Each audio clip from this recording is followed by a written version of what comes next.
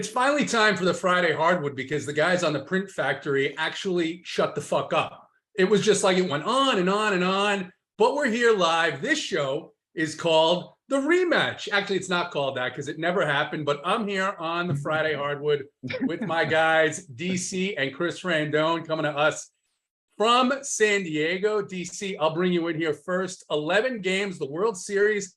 We were talking about this a little bit ago. I don't really have an interest in the World Series right now with these two teams. I just don't care who wins. They could play this in Alaska in the middle of the night, and I think it wouldn't really matter all that much. How are you doing? I'm doing well, and I kind of echo your sentiments a little bit on the World Series.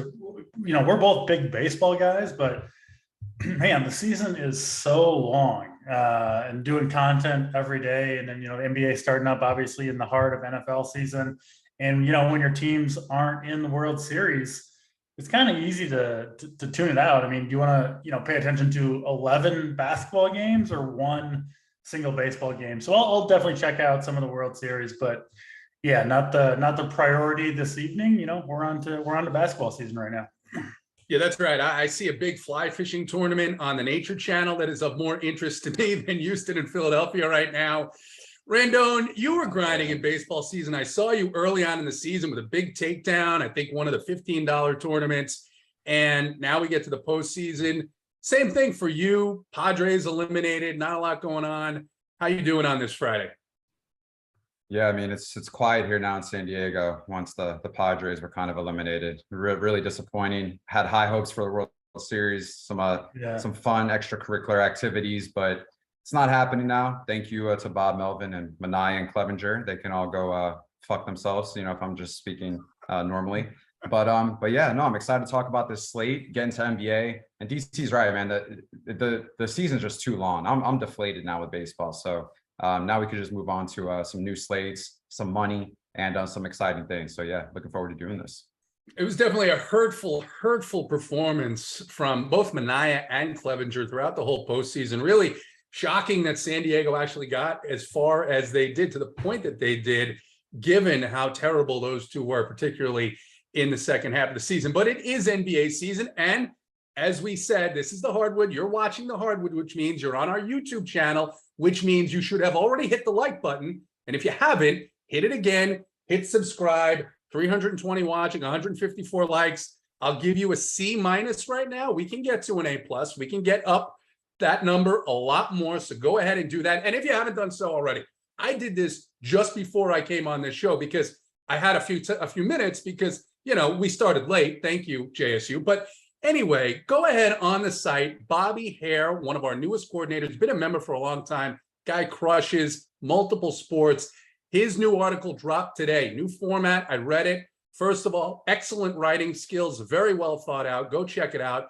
It's his fades and some lower owned plays that he likes. Really interesting article today. So go ahead, check that out on runpuresports.com.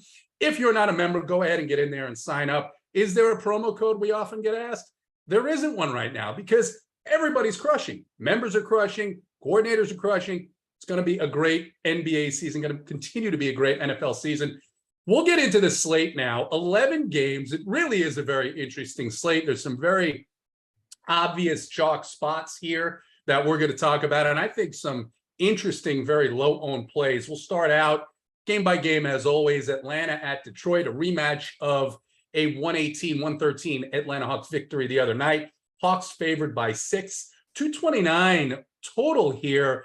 Seems interesting, but outside of Jaden Ivey out for the Pistons, really two pretty healthy teams, although there are some interesting prices here. DC, I'll start with you first.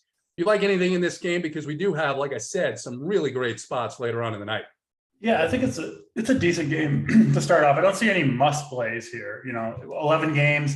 Obviously, if you're playing 1, 3, whatever it is, lineups, you're trying to narrow it down. That's kind of the name of the game in NBA.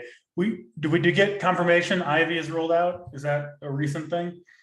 Ivy, I am seeing is questionable. My apologies. Okay. Questionable. Yeah. If he's out, that would, I think, be a pretty significant bump to Cade Cunningham, who was my favorite play on the Detroit side of the ball. We just saw these teams play. It's actually, I think, 3, maybe more teams playing like a the back end of a double header to bring it back to baseball. So oftentimes what happens in the NBA is the things that work for the team in the first game, when they play these 2 games in a row, you get that zigzag theory, right? You see it in the playoffs, teams adjust, and it doesn't go exactly the way that it went in the first game. But if Ivy does miss, Cade Cunningham, I think, would be a good play. 8K on DraftKings. Unfortunately, only point guard eligible, which I do think, as is often the case, is the strongest position tonight on DraftKings, FanDuel, wherever you look. But if Ivy is out, you can look to Cunningham. I mean, the shooting efficiency hasn't been there for him yet, just shooting 32% from 3, 40% from the field. But given his role, if those shots start falling, even if it's not, a permanent thing, right? For one game, you can get hot if you're getting the volume, which he is. So I think Cade Cunningham's interesting, obviously, especially if Ivy is out. And the Atlanta side of it, I think Trae Young and DeJounte Murray are like always pretty good plays, but while they're both in there and they're both priced, 9,500 for DeJounte Murray, 9,800 for Trae Young, they're certainly not must plays at that price point, because you need at least 50, and you're kind of hoping for 60 once you get up to close to 10K. So despite the high total, I guess I'm a little lukewarm on this game. We'll see on the Ivy News. John Collins, I guess, would be another guy that I would look at. He's looked really, really good to me to start the year, has put up some big performances, and I think is always really low owned. Look at the minutes he's played: 34, 36, 38, and 36 minutes through 4 games. The matchup is good here. So he's a guy I'm looking at a power forward position probably. But overall, I don't think there's anything that you have to go to in this game. Yeah, the minutes up for Collins, Randone, and Clint Capella, seeing his minutes come up as well. Had 2 nice games in a row. He's just 5'6". And then DeJounte Murray, very popular the other night among some of us here at Run Pure. Trey was the one who got closer to his ceiling with a 49-point performance, but some poor shooting for Murray. You have to think that's going to rebound. Are you interested in anyone here on the Hawks side, and talk about the Pistons? Yeah, I think, when you see the total, it's pretty decent when it comes to DFS purposes, but these 2 teams are in both top 10 in pace. The minutes are pretty strong for Murray, Young, and Collins, and then obviously it kind of fades off just a bit to Hunter, and then the rest of those guys are Capella, the Holiday brothers. But for me, I like the point out of the John Collins on the Atlanta side. He kind of grades out pretty well tonight in regards to point per dollar and his upside. The value in regards to his salary to his projection grades out to be the best value tonight amongst the team. So I do like him. 7K on DK. He's also playing quite a few more minutes than he was last year. He was around 27, 29 minutes a game. That has changed now. It obviously opens up a lot more opportunity for him with kind of the versatility between Murray and Trey. So I do like it. And then on the other side, Cade Cunningham, I think, with Cade Cunningham, he's got like a 27% usage rate. If Jaden Ivey's out, we'll see a huge increase there. He's got a really good assist percentage right now in the season. I think he's averaging about 32% assist rate. So for me, if he's going to have the ball in his hands more as well, this could be a pretty good upside. It is a 6.5-point spread. Can they keep it close? Yeah, possibly, home game. Cade Cunningham would be my guy on the Detroit side. Anyone else? The only guy I maybe would consider for GBP purposes, if you're playing 150 max or 20, Isaiah Stewart. He does grade out as the best value in regards to his salary tonight, in comparison to his projections. So Stewart, 70% usage rate. For him, he's the highest rebounder rate on the team. So there is upside there. And if he plays his 27, 28 minutes, I like it. Yeah, low 5K price point on DraftKings for Stewart. We'll move on. You get a half-hour bump here in time starts, and then we've got the Indiana Pacers at the Washington. What the hell are they called now? I can't. The Wizards. The Wizards. Washington Wizards, with these teams changing their names. Washington favored by 5.5, 228.5 total here as well. Random, will stay with you because we've seen that these prices on some of the Pacers have come down, particularly Buddy Hield. And then on the Washington side, interesting matchup for athletic bigs against this Pacers team. And you've got two of them here, and Kyle Kuzma and Kristaps Porzingis. Anything for you in this game? Yeah, so we'll start with the Washington side. I think for me, Kuzma and Porzingis would probably be the two guys that I would want to target. Beal, I'm still trying to figure out kind of his role in regards to, shot attempts and kind of where he's at within the offense. I mean, I know he is getting his assists up more. He's averaging 26% assist rate right now, but his usage is 27%. And right behind him is Porzingis at 26, Kuzma coming in at 23. So, the three of these guys are kind of handling the ball a lot. And so for me, where I stand on it is I want to, if I'm playing 150, especially like on FanDuel, the cheap 100K tournament tonight, sprinkling Porzingis and sprinkling Kuzma. As in regards to like the other guys like Morris and Barton, Barton's price has come up a little bit. He was a good value the other day on DraftKings. I believe he was like 4,400. His price has now gone up 700. He's at 51. For me, that kind of affects the kind of optimal opportunity for him to kind of outperform his projections. So for me, that's a no. And then Rui and Denny, I don't feel comfortable, I guess, rostering him. I think there's other plays tonight, such as like on the Trailblazers and the Pelicans, that maybe I want to kind of look forward to more. So that's probably it for me on the Washington side. And then when it comes to Indiana, I'm not really looking at much of Indiana right now, to be honest with you. Obviously, Halliburton, 8,300 DraftKings, I'm okay with that. But anything else for me, I would probably consider Buddy Hield. He's 5,600 on DraftKings. And with Buddy, he's playing, it depends though, because his minutes kind of have been spared in a couple times. But if he does play the 32 minutes, the point per dollar, I believe, is really good. So if he's getting up 14, 15 shots and he's nailing his 3-pointers, that could be a pretty good GPP play as well. But outside of that, this is not a game that kind of piques my interest the most compared to the other areas tonight. Yeah, point well taken on Will Barton. Never a really consistent guy anyway. He did also get a few extra minutes because of the Beal injury in that last game. So a little bit of a bump there that he likely isn't going to have tonight, DC. What do you see here?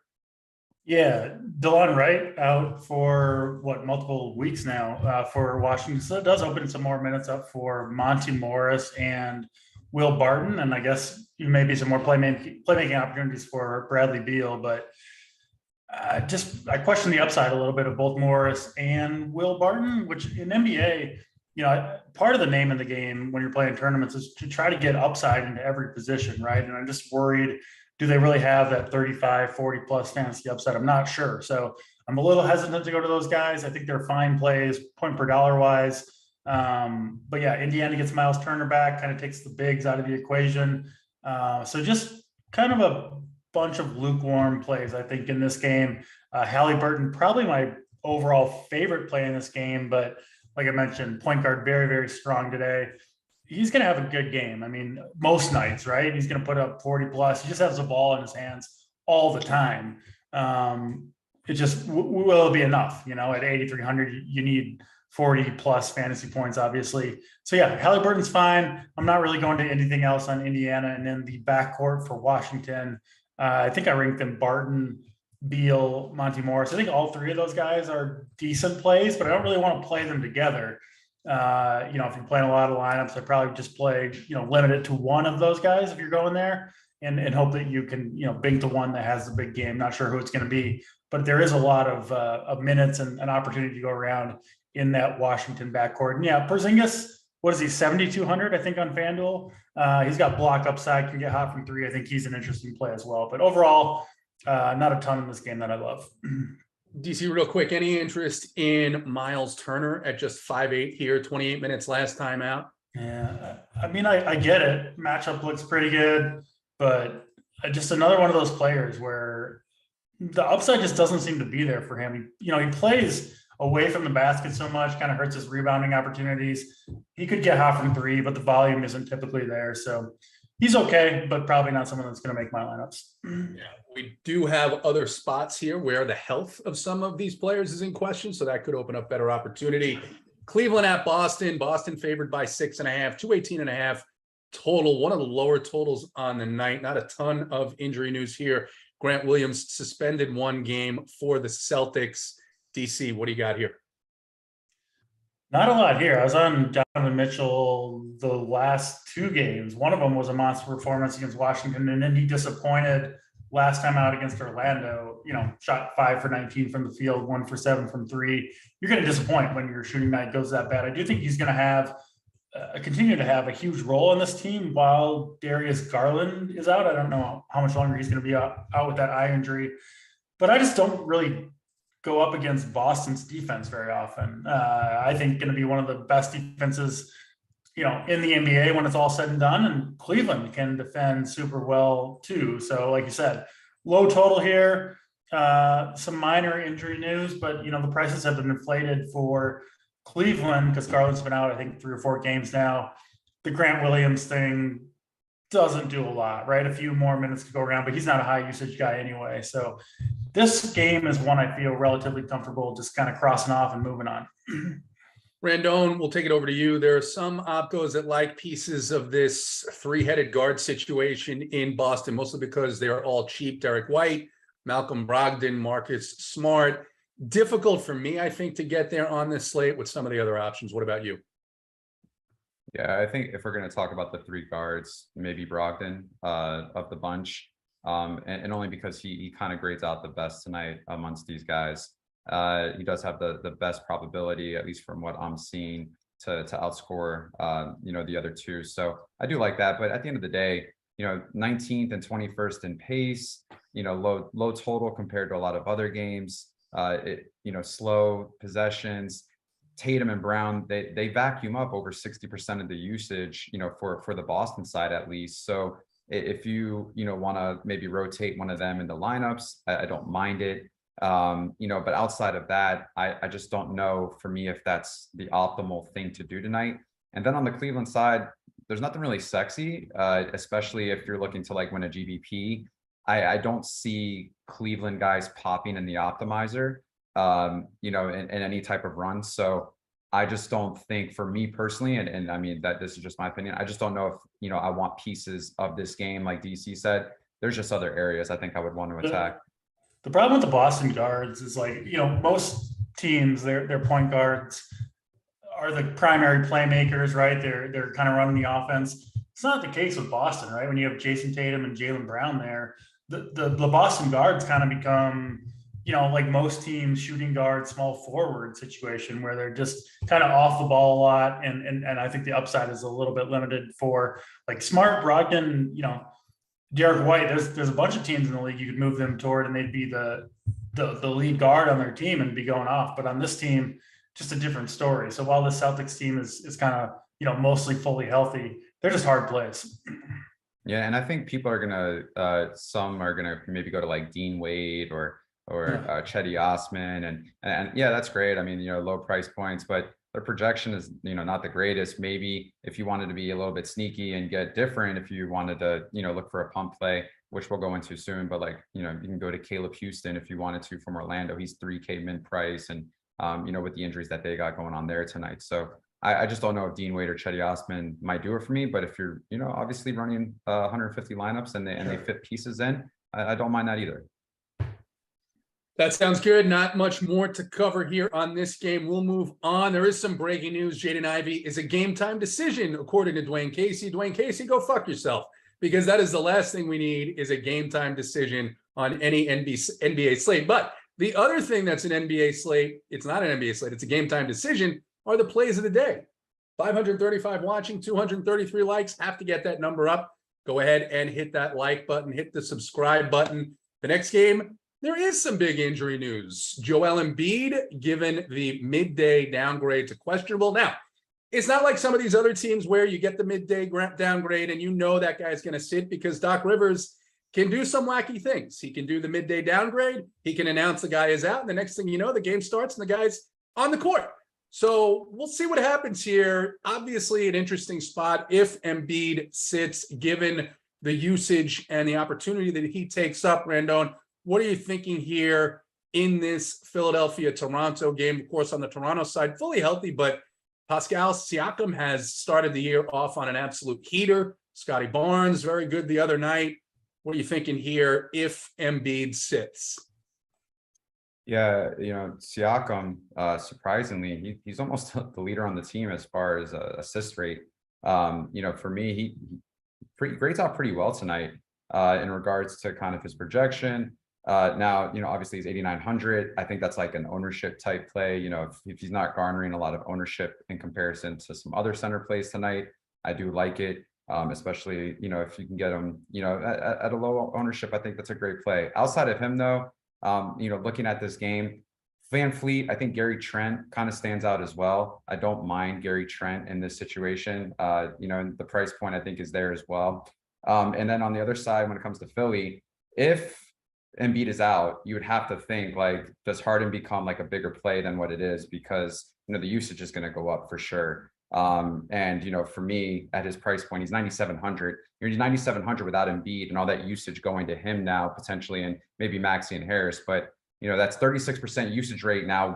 Who vacuums that up? You would have to think Harden, not only maybe plays a couple more minutes, but will have the opportunity to really exceed his projection tonight and be probably one of the potential high scorers on the slate. So I don't mind that. And that's something that you might want to keep your eye on. So I'm wondering how ownership and how the general public will work with that as well. If Embiid is out, how much more ownership goes to Harden in that scenario? But his price point, especially on DraftKings, 9,700 is pretty damn good.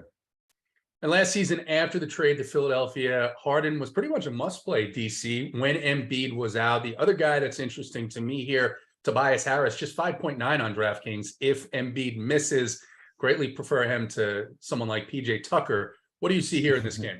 Yeah, the Embiid news is obviously a big thing to follow. Playing a bunch of minutes. Of course, he has high usage. I've talked about it. Like if you watch Philadelphia play, it's kind of hard to watch, I think, where it's just like this ISO game between, it's like Harden and Embiid just taking turns, right? If you take Embiid out of the equation, I don't know if the offense can really change that much. It would seem that the usage would just kind of flow naturally to James Harden. I mean, I don't even know who Philadelphia would necessarily start at center. They brought in Montrezl Harrell to be the backup, but like he's barely playing. Season high, he's been active all 5 or 6 games that they've played. Season high in the year is 11 minutes. If he starts, I mean, at 4K, we know we can have, we know he's capable of big games, but I would be nervous kind of to play him. They could start, PJ Tucker at the 5. If they do that, I would have more interest actually in Pascal Siakam, who I think is a decent play anyway. But if they can play him at the 5, right, and they kind of sit down Boucher and who's the other Precious Achua, yeah. You get Siakam at the 5. I mean, he's pouring in points. Randone, you mentioned the assist rate is super high. The rebound rate would go through the roof too if he gets more minutes at the 5, which he might if Embiid sits and the Sixers decide to go small. I think the pace of this game would also increase greatly. So yeah, that Embiid news, obviously big for Harden, which I think is kind of the obvious part, but it does affect this game just a lot, I think, in general, in terms of what's going to go down. I can see going over the total. If Embiid sits, he's obviously a guy who slows down the game, a fantastic defender, all that stuff. So yeah, interesting things to watch there too. I think Siakam, my favorite play on Toronto. If Embiid sits, we'll see who starts at center. Whoever it is, whether it's Harrell at 4K, wouldn't shock me if it was Paul Reed, frankly, at min price. If he started, I'd be interested there. Not safe plays, but plays that, I mean, as bad as Harrell's been and as reluctant as they've been to play him, we've seen him, I mean, as recently as last year, probably put up, 35, 40 burgers when he gets the chance to play the minutes. So he would have to be on the radar. I would kind of make my decision based on ownership, but yeah, a lot of moving parts here based on, Embiid's availability to play in this game.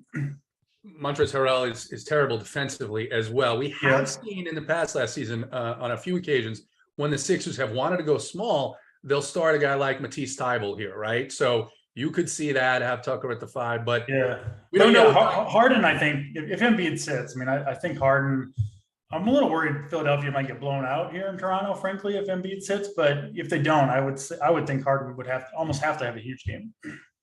if they're going to be competitive. Completely agree with that. We'll move on to the next game. The Knicks in Milwaukee. Milwaukee, a 6-point favorite. 223 is the total. Milwaukee, outside of Chris Middleton, who has been out, is fully healthy. The Knicks only missing Quentin Grimes. Two healthy teams. A lot of discussion here, DC. I'll stay with you about Giannis and his 5 or 6% ownership here at 12.1. Saw a situation last night with Luka Doncic. He was lower owned because the price went way up. A little bit of a different situation here when you can see this game going a different direction than that Nets and Mavericks game last night. Talk to us about the Bucks and the Knicks and Giannis. Yeah, I'm not going to the Knicks here. I've been on the Jalen Brunson train. He's obviously coming off a fantastic game, but Milwaukee has the best defense in the NBA so far this year, something that I expect to continue on the road.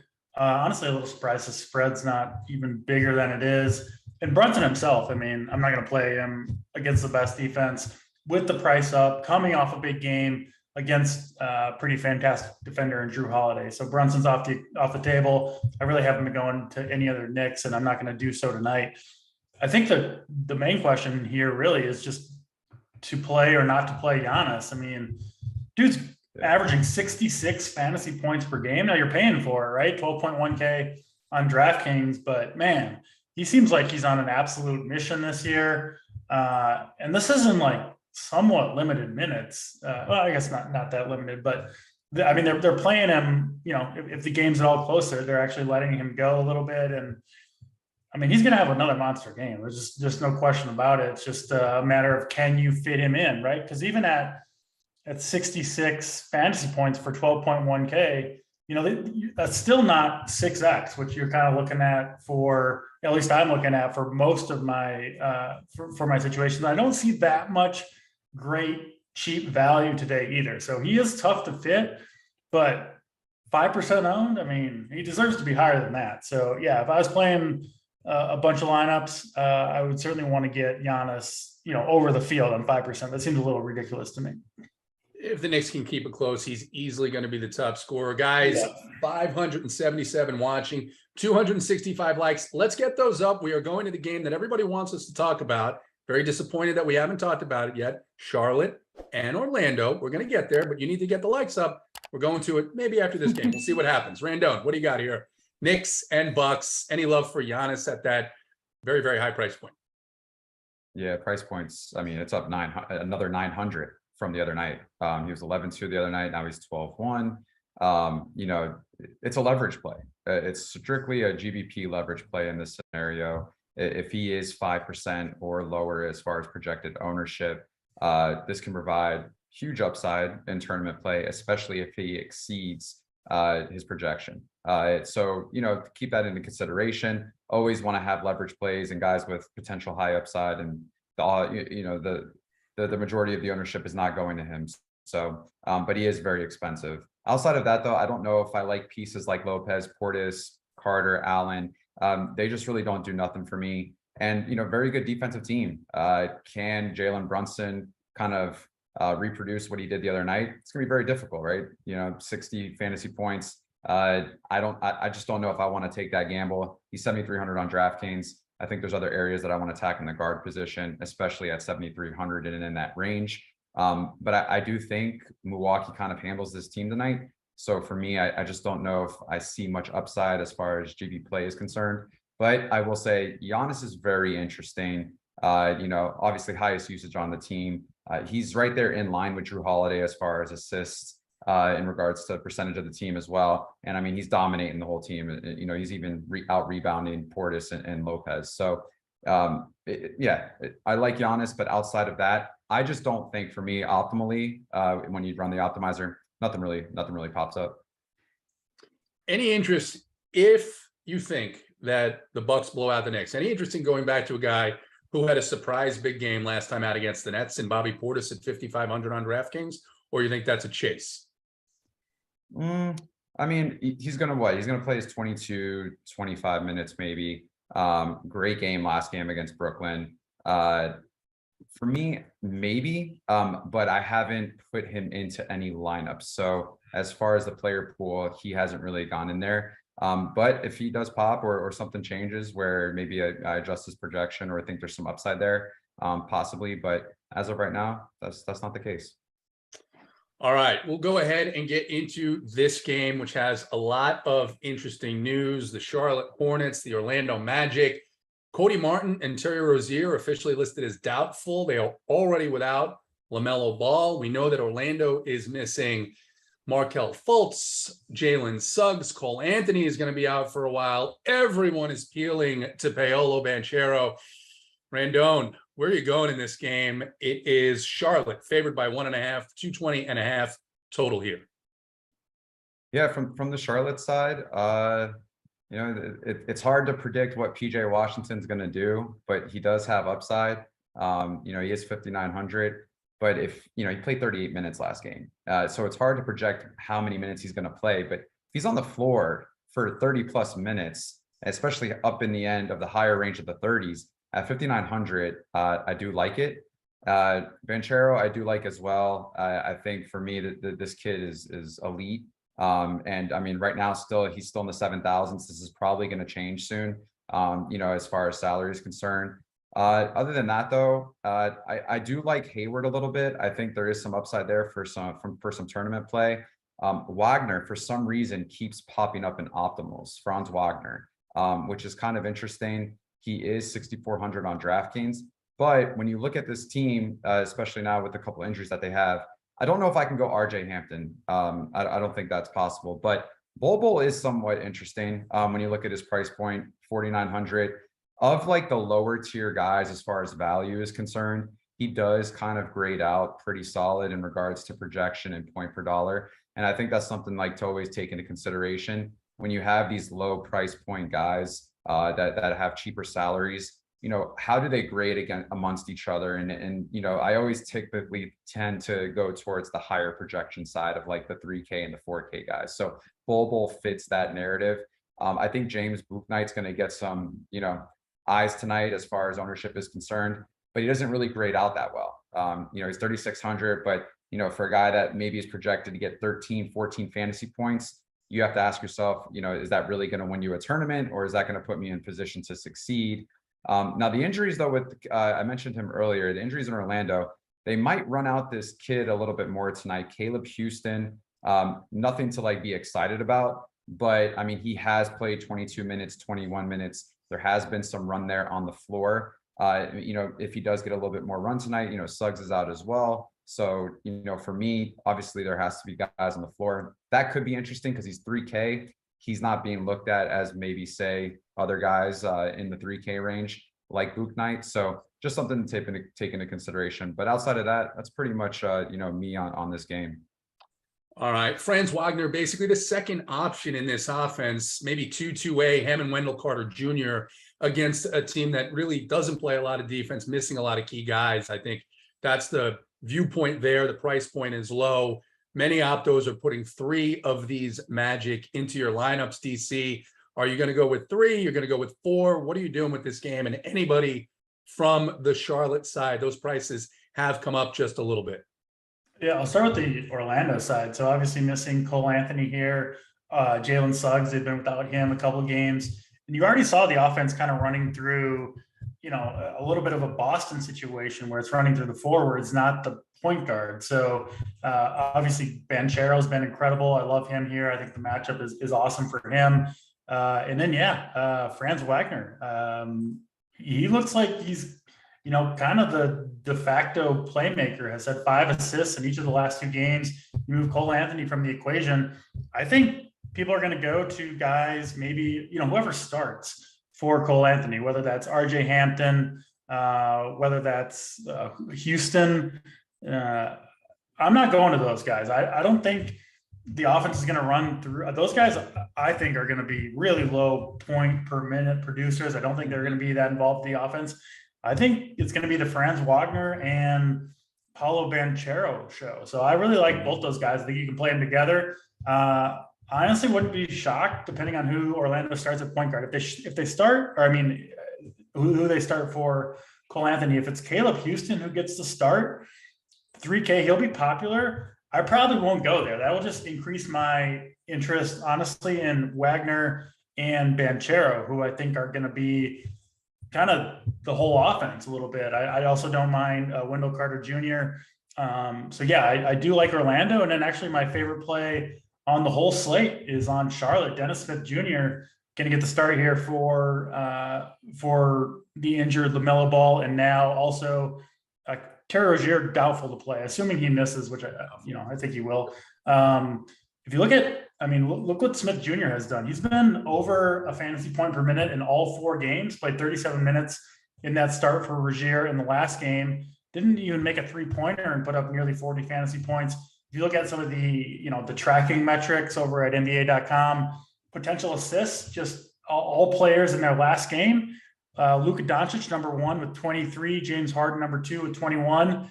Dennis Smith Jr., number 3 with 19. Passes made, he's right up there, kind of essentially the same role that James Harden has, but he's 6,300 instead of 9,600. The matchup is good here, I think, against Orlando. I love Dennis Smith Jr. here. 6,300. I think he's the best play, honestly, on the slate. And I'm not even seeing that high of projected ownership, to the point where I'm wondering, what am I missing here? What? I can't believe this guy. I think he should be the highest owned guy on this entire slate, honestly, Dennis Smith Jr. So he'll be in all my lineups, assuming Rozier misses, of course. If Rozier plays, I actually have no interest. But yeah, we saw DSJ do it with Portland last year, right? When Lillard and Simons, there was a time when they were out, and Dennis Smith Jr., I think, was putting up, 40 plus fantasy points per game for that week or two, if my memory serves me right. So yeah, he can do it. He can do it. He's got the role. They don't really have, you look at guys like Oubre, Gordon Hayward, you think, maybe they could take some of that playmaking, ball handling usage. Wasn't the case in the first game. It all went to DSJ. So I'll call it right now. 50 burger for DSJ tonight. 50 burger, the resurgence of Dennis Smith Jr. He is a poor man's James Harden, says Draft Sheet. Love it. Love to see the bold takes here, guys. Hit the like button, hit the subscribe button. We need to get those likes up higher to get the plays of the day, as I have a feeling they're going to be very exciting here at the end of this show. Los Angeles Lakers at the Minnesota Timberwolves. Minnesota 6.5-point favorites, a very high 230.5 total. Anthony Davis is questionable, but he went through shoot around. Damian Jones, who is 3K on DraftKings, was practicing with the starters at shoot around. LeBron James needs attention, so he's on the injury report every day, but he's going to play. Juan Toscano Anderson is out. Russell Westbrook is maybe going to lead the second unit. DC, I'll stay with you. The Lakers are in complete disarray. On the Timberwolves side, it's been a little bit difficult to predict. Is it going to be Towns or Gobert? Who's going to have the bigger usage? You had Anthony Edwards with a big game last time out. D'Angelo Russell has kind of been treading water. One note, Karl Anthony Towns, 8,800 here against this porous Los Angeles Lakers defense. What do you like here? And can you even envision a scenario where you click on the name of any Laker player tonight? I thought LeBron James was going to have a big game. Was that on Wednesday? I think it was on Wednesday with. Yeah, I thought so too, and it didn't happen, did it? Yeah, with Russell Westbrook out, on national television, trying to kind of reclaim the team, and he was a little bit disappointing. It was a close call for me between him and Giannis, and I chose poorly on that one. LeBron would be the guy that I'd be most likely to play on the Lakers. Anthony Davis, no thanks. It seems like I don't know if you guys saw the highlight. He hurt his back hanging on the rim. But then he had like 58 fantasy points. So it's like, I don't know if it's an act. I don't know what the deal is with this team. I mean, they belong in Hollywood. There's no question about it. I'm not playing any Lakers. I'll just go ahead and say that. All right. So I'm off the Lakers, and I'm mostly off the Timberwolves too. I've been playing Jalen Noel, who's kind of their sixth man off the bench. He's been fantastic, frankly, in pretty much every game. But now his price is up, 5,200, getting up there a little bit. Where if he has a bad shooting night, you're going to pay the price for playing him at that price point with the the 20 to 30 minutes that he's going to get. Towns and Gobert. I mean, I know Towns has had a couple of pretty good games in a row, but I do think his upside is a little bit limited playing with Gobert. The rebounding upside isn't quite there. Yeah. And then there's just a lot of mouths to feed on this offense, like you said. I mean, Towns, Gobert, D'Angelo Russell, Edwards is obviously a high usage guy. Jalen Noel off the bench likes to chuck it. And, these guys will have okay games, I'm sure, but I just don't think you're going to see a Timberwolf on the optimal tonight. Anthony Edwards, I think, is the guy who does retain the most upside. Like him a little bit on FanDuel where his price is cheap, but overall, feel pretty comfortable kind of writing out this game for the most part. 299 likes is not going to cut it. We need at least 375 to get you the plays of the day. 643 watching. You should easily be able to exceed that number. Randone. Oof. It doesn't matter who the coach is. It just doesn't matter in Los Angeles. The injury report is going to be long. They're going to do these tricky, strange things during the day. Any interest in Damian Jones if Anthony Davis is ruled out? And then other thoughts on this game? Yeah, Damian Jones would be super interesting. Obviously he hasn't played much this season yet. But I mean, he did get 12 minutes against Denver. Almost was like a point per minute type guy. He's minimum 3K though. I mean, if he's going to see potentially 15, 20 minutes, let's say with the AD injury out, I would assume there would be some ownership there, if not a lot, especially because he is min price. Plus, I mean, depending upon how they roll out that lineup, I'm not too sure. But looking at this game, in other aspects, the Westbrook, I'll start with him. Obviously, this guy has definitely changed from years past. Not the same player, cannot shoot. But I mean, he did have not the worst game against Golden State to kick off the season. I mean, he was 7 of 12. He had like 40 fantasy points. He's 6,400. And all I'm going to say is this, is that if he does play tonight, if he does start and he does get into the 30-minute range, for a guy, 24% usage, 27% assist rate, I actually would probably have some shares of him and no one's going to want him. So I'm actually okay with that. I know that might sound egregious, but at some point they got to do something, right? He's either got to play good or they just got to ship him out. And in order to maybe ship him out, he's got to have a few games that are good. We have to see some kind of, old Russell Westbrook in order for him to even be valuable to even trade. So I like him, obviously. And so I think he's fine at 6,400 on DraftKings. I think LeBron is probably a must play essentially, or he would probably be a part of like a core piece if AD is out. There's just too much usage there, too much as far as the upside, especially if he's going to be in dominant control when it comes to the scoring. But other little pieces on the Lakers, I don't think I want to go to. On the T-Wolf side, DC kind of mentioned Noel. He's actually pretty productive as a guy off the bench. And he's in the 20% range as far as usage, and his assist rate is up as well. His usage rate is just under D'Lo, believe it or not. So, and this guy's coming off the bench, and there's quite a bit of mouths to feed and kind of quite a few alphas on this team. His price has gone up a little bit. I believe he's at 5,200 now. It's okay. I don't know if people will actually roster him, but depending upon how this game rolls out, if Minnesota just crushes them, he might actually get a little bit more play. So that there could be upside there. And then as far as like Cat and Gobert, I haven't really messed with them yet this season. But their prices still keep coming down. I'm sure soon enough, their prices will be at a point where we could say, okay, let's play them in GPPs a little bit more. But outside of that, I think that's it for me on this game. All right, 4 games left. 4 games left in order to get us to that 375. Randone, I'll stay with you next game. And we are looking at the Bulls in San Antonio. Zach LaVine questionable for injury management. That's pretty big news on the Bulls side of the ball. And then the Spurs. Josh Primo is out. Devin Vassell is out. Word is they are trying to highlight Josh Richardson for a trade, but both his and Keldon Johnson's prices have come up. The Bulls, not necessarily an easy matchup. They are favored by 5, though, and a 231 total. What do you see here? Yeah, do we know if LaVine is sitting or is he still questionable? I think he's questionable. I think he's going to sit. Yeah. I think that matters because obviously DeMar DeRozan becomes way more valuable with LaVine off the floor, especially when it comes to his usage. So, I believe with him off the floor, this season, he's averaging like almost 1.5 fantasy points per minute. And at that point, there's a lot of upside there in regards to DeMar DeRozan with him off the floor. Other than that, though, I don't know if I want to go to Caruso. However, though, San Antonio has struggled greatly against the front court so far, or the backcourt, excuse me. So I think maybe we can look at some plays here. I don't know how to say his last name, but Dosunmu. I have played him a couple times. Sounds right to me. Yeah, I mean, it's not, yeah. Well, I guess we'll go with that. He has outperformed, a couple games this year thus far. He's going to get into the 30-minute range. He kind of plays pretty solid defense, but for him, he's going to shoot 8 to 10 shots maybe. But if he can give you 32 to 35 fantasy points, which he has 3 out of the 5 games this season, I don't mind him at 5,500.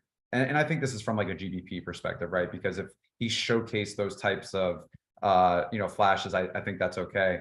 And then on the Spurs side, Basso and Primo, they're out. Josh Richardson, I'm sure people are going to want to kind of garner ownership to him. When I look at the Spurs team, from looking at it, Keldon Johnson, it's not even close. The usage rate, obviously the most. Trey Jones has popped up a lot for some reason in optimals, and I'm trying to figure out why and if that's something I want to do. He was 3 for 12 last game, so if he did shoot a little bit better against Minnesota, probably would have had 35, 40 fantasy points, but his price is up now, right? He was in the 4Ks to start off. Now he's reaching 6K. Don't know if I want that, but it is interesting to see kind of why, I don't know why he's popping up in optimals. I think there's something wrong there. But Josh Richardson is probably a piece that I can look at. Maybe just 5,400 kind of makes me sick. He was just 3,900. I don't know if I'm really going to pay 5,400 for Josh Richardson, but I mean, 30, 35 minutes. I would like to see more shots. But outside of that, I mean, it is a great game as far as pace and as far as the upside in regards to the total. So, I think Keldon Johnson, he's pricey, might have to stay away now. I'm not sure, but I think, there's 2 more games that we're going to talk about that I think I'm going to have probably way more ownership in the field. So that's it for me. DC, we've got news. First of all, Cody Martin and Terry Rozier have been ruled out. Here we go. You can go ahead and giddy up on Dennis Smith Jr., aka James Harden Light. Thoughts on this game and our guy Ayo Sonmu, Ayo and DeMar DeRozan. Ayo just 5,500 and DeRozan at a cheaper price point with Levine out just 8.9 if he sits. Any interest in the Spurs? It's going to be hard for me with the Spurs. You never know what that rotation is going to be like, even though they're showcasing Josh Richardson, as Brandon pointed out, the price point in the mid-5s now. Definitely would rather play Ayo over him, would probably want to rather play some of these guys in the later games over him. So talk to me about any interest in the Spurs and then the obvious interest in the Bulls side here if Levine is out. Yeah, I think Richardson is kind of an easy fade here. He was massive chalk in that last game. Obviously, went off, with the Vassell and Josh Primo news. Got the start at 3,900. I think he was like, if I recall correctly, like 65 to 70% owned, something like that in the big GPP. And everybody played him. He was awesome. And that means that people will go back to him, right? Because he served them well. He had 10 assists in that game, which, man, I would be shocked if that isn't a career high for him. I bet he hasn't even got close to that before. I don't really think that's going to happen again. I think it'll be, kind of back to Trey Jones being the primary playmaker. So if I was going to a Spurs guard, it would be Trey Jones over Josh Richardson. I don't love either guy, to be honest. Chicago is interesting if Levine misses. Then you play DeRozan, right? I played him those first 2 games when Levine was out. Obviously, the production went way down when Levine came back, but now it looks likely Levine, or at least possible Levine, misses this game. DeRozan rather has a good narrative here too. 1, he's returning to San Antonio where he played for a few years, and 2, he's 7 points shy of 20,000. He'll be the 50th NBA player to reach that milestone. I saw a couple of articles about it today. I mean, I think, if Levine misses, you've got the narrative and you've got the extra usage going to DeRozan. Might want to put on a big performance in San Antonio where he used to play, and can certainly do it against this Spurs team. So this could be a vintage DeMar DeRozan game. I've certainly got interest there. assuming Levine misses. If Levine plays, if you got DeRozan in there, I would pivot away from him. But if Levine does miss, I do think it'll be the DeMar DeRozan show, and he's got some extra incentive tonight to go off. Great narratives and injuries. Sign me up here. If Levine sits, guys. 337 likes. You've got about 9 minutes to get us to 375. I will click the off button, and Helmet Creator will get us out of here. If we do not get to that 375 without the plays of the day, we'll just dump them in Discord. No problem. No harm, no foul. It's all up to you. We'll move on. Next game, Utah at Denver. Denver favored by 8.5, 231.5 total.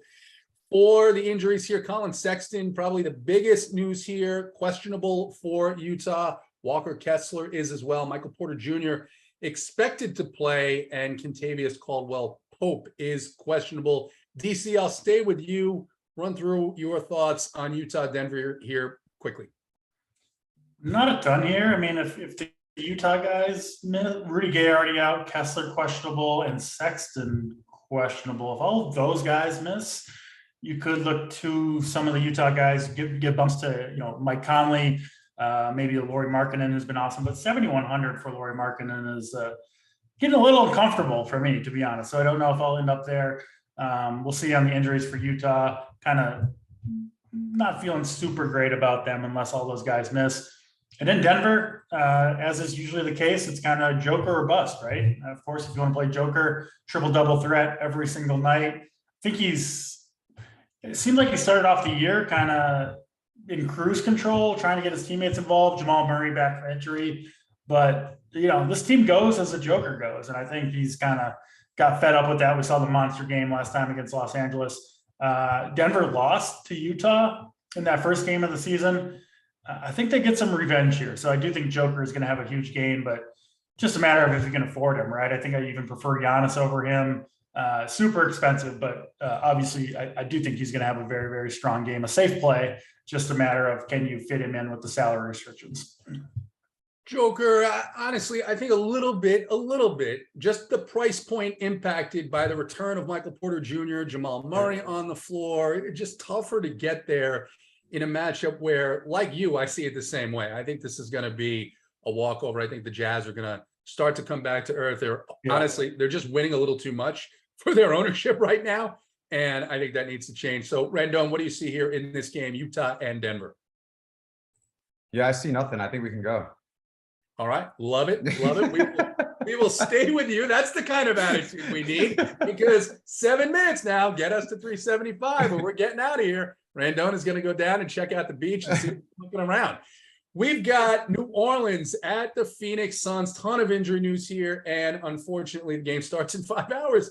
Phoenix favored by 7.5, 225.5 total for the New Orleans Pelicans. Jose Alvarado, Herb Jones, both questionable. Ingram is going to remain out for a few games with that concussion. Zion, Dyson, and CJ McCollum, all questionable here. And it looks like the Suns are fully healthy. What are you liking, if anything at all, Randall? Yeah, I think we have to really know these injuries to know if there's any opportunity to play some of these cheap guys as well, like Murphy, like Nance. So, I mean, without really knowing it, it's hard to decide on the New Orleans side. And I think that's going to be interesting tonight because it is one of the latest games. It's far away from right now. A lot of people like to feel secure in their lineups.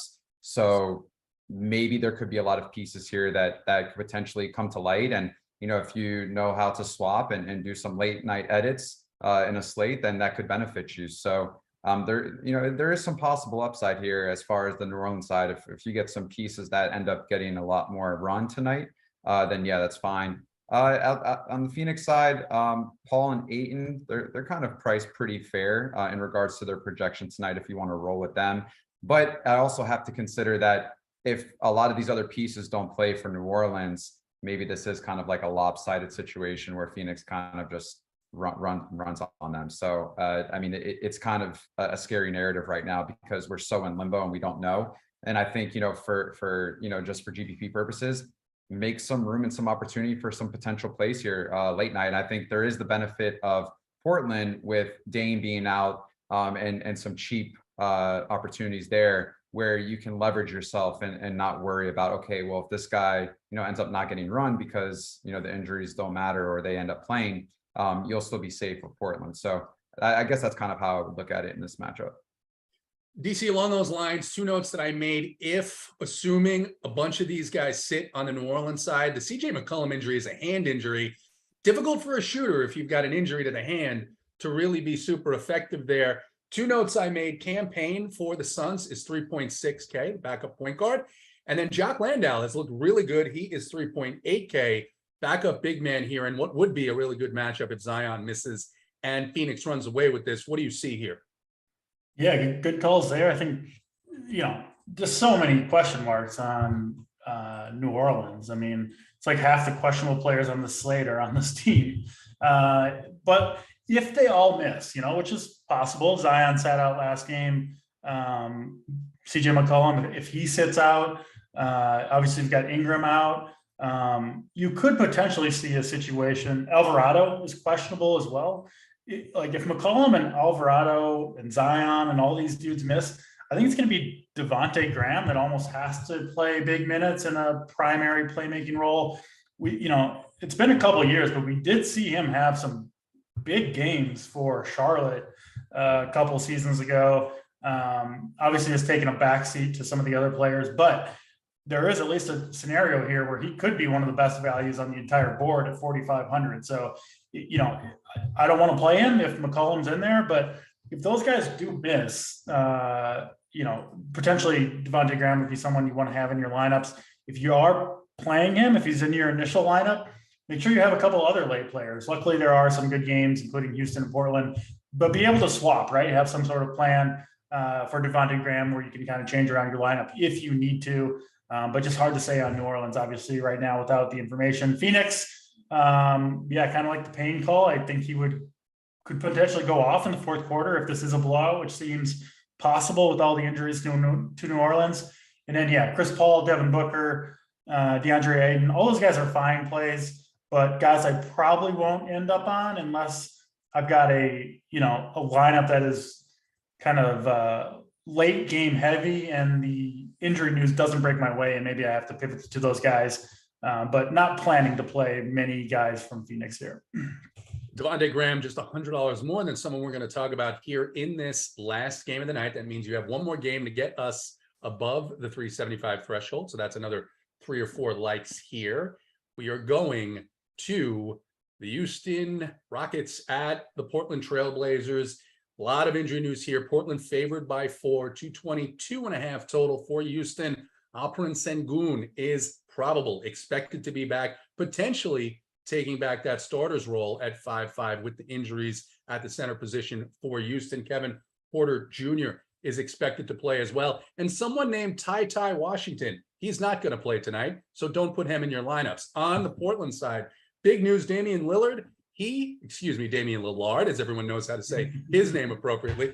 He is out. Trendon Watford is out. Gary Payton is out. And it looks like there's going to be some big opportunity here against the Rockets, a team that just gives up a ton of fantasy points. DC, will stay with you. What do you got? Yeah, the Lillard news obviously critical to this slate. Anthony Simons, his price is up 7,100, coming off actually really a dud of a game last time against Miami, but the game before that put up 47 DraftKings points against Denver. We know he can get hot. Is, I assume, going to get the lead guard role here. We saw that last year, right? Lillard missed a lot of time, and Simons had some really big games. He's certainly capable of it. 7,100, I think he's a pretty good play, especially in this matchup, right? You go from facing Miami to facing the Rockets, which it doesn't really get a bigger upgrade than that. So I do expect a bounce back from Portland here. Simons, I think, is a good play. And then Josh Hart, too, looks like a pretty awesome play to me. 12 potential assists in that last game. He's doing some ball handling, a lot of rebounds. And, with Lillard out, I think he's going to have a big role. The minutes are going to be there. And he just seems like a player that's going to thrive against a team like Houston, who gets up and down the court, doesn't play defense. You can go small against them at times. I really like Josh Hart at 6,600. He and Simons, I think, both look like strong plays in this game. Those are the two guys I'm mainly looking at here. Rendon, we'll move over to you here. Injury impacts, fast pace on the Houston side, and very little defense. Gotta like some pieces here. What do you see? Yeah, I love this game. I think a majority of my lineups are going to have a lot of pieces in this game. Me personally, I would lock Anthony Simons tonight. I think it's a no-brainer. The way he grades out, especially with how poor Houston's defense is against the point guard position. If I'm not mistaken, they give up the most fantasy points to point guards. This guy is an ISO king. They're not going to be able to guard him. And now you're telling me that Dame's not going to be on the floor and all that usage and all those shots have to go somewhere. I think this is a great situation for Anthony Simons. And given the news, his price point is just really good in regards to the scenario that he's in. So he is one of the players tonight that are most likely to be on the optimal lineup, believe it or not, given his projection, given his value. So I really do like Anthony Simons tonight. I think Jeremy Grant is another great play. And the reason why is because he hasn't been involved in the offense as much, I think, that he could be. He is a scorer, a lot of upside there. I think with Dame off tonight, there's got to be some more usage and some more shot opportunities for Grant as well. So I like that opportunity for him. And then, if you want to mix in Josh Hart, Nurkic, I don't mind that. But I think the guy that, a lot of people are starting to talk about that is in this scenario is Shaedon Sharpe. Shooting guard, 4,400. He played 20 minutes last game, shot 12 times, but was very productive in regards to his overall fantasy score. 27 fantasy points, over a fantasy point a minute. If he does get the start, I love that. But even if he doesn't get the start, maybe I like that as well, because I think people would shy away from him and not actually roll with him. So, maybe there's a lot more upside there in that scenario. I'm okay with that. There's a lot of great opportunities here, for this Portland Trailblazers team. This Houston team, one of the worst teams in pace. As far as opportunity and possession. So there's going to be a lot of opportunity, I think, for Portland tonight in regards to scoring. And then on the other side of the ball, it's a no-brainer with Jalen Green and Kevin Porter. I love rostering these two guys. Porter a little bit more so, but these guys are just absolutely talented, especially Jalen Green. He's a stud. And I do like Sengun tonight. I like that call. With Bruno out, if Sengun gets to slide back into the starting lineup, he has great upside, especially if he can play a decent amount of minutes. So a lot of scoring opportunity in this game. I think this game is going to be the game that, gets someone to the top of the leaderboard. And, Anthony Simons, man, that's my guy tonight. Yeah, a lot of people talking about Shaedon Sharpe. Justin Winslow is just 3.9K in this matchup as well. Whether or not he starts or comes off the bench, that second unit for Houston can't defend anyone. And I'm a little surprised at the lower ownership I'm seeing on Anthony Simons. So that'll definitely be a game to watch this evening. You guys did it. You got over the 375 mark. We don't have a name yet for Rendon's play of the day. We're going to start there. Today, we're going to call it the middleweight contender play of the day. Chris Rendon, give it to us. Oh, man. We just kind of talked about him, and you just mentioned a nice point is the fact that the ownership is not, maybe there for him. Anthony Simons, great opportunity tonight. I think he will be on the winning lineup. I love the situation that he's in. He's a great ISO player. They're not going to be able to guard him. I think there's a lot of upside with him tonight in scoring. And love me some Anthony Simons. That's my play of the day. DC, this is one to always watch. It's always one to basically lock in. I have a feeling that I know where you're going to go, but the people need confirmation. Mom's Basement play of the day. What do we have? You got to be careful with the crazy comparisons because these things follow you around when you miss on one of these. But we'll stick with it. Nothing follows you around. We'll stick with it. James Harden Light, Dennis Smith Jr. putting up a 50 burger. Mentioned it at when we went over that Charlotte Orlando game. Really don't understand why he's going to be low owned, but hey, we'll take advantage and we'll take our points right to the bank. Dennis Smith Jr., Mom's Basement play today. You heard it here first. If you don't have an opportunity to play the actual James Harden, because we just got news that Joel Embiid remains questionable, you can play the next best thing. Dennis Smith Jr., the Mom's Basement play of the day. It's time to close us out here. We're going to get on the jet headed over to France, the Eiffel Tower play of the day. It is presented to you, as always, by Air France. And I am surprised at this guy's ownership. It is incredible. People are scared of the price. The usage that comes off the floor with Damian Lillard is just incredible. And this Houston tandem under the basket, they can't rebound, they can't guard anything. Yusuf Nurkic is going to go absolutely fucking wild on this Houston team. I don't care about the price. Yusuf Nurkic, the Eiffel Tower play of the day. For Randone, for DC, thank you guys. On your way out, hit the like, hit the subscribe button. Helmet Creator, get us out of here.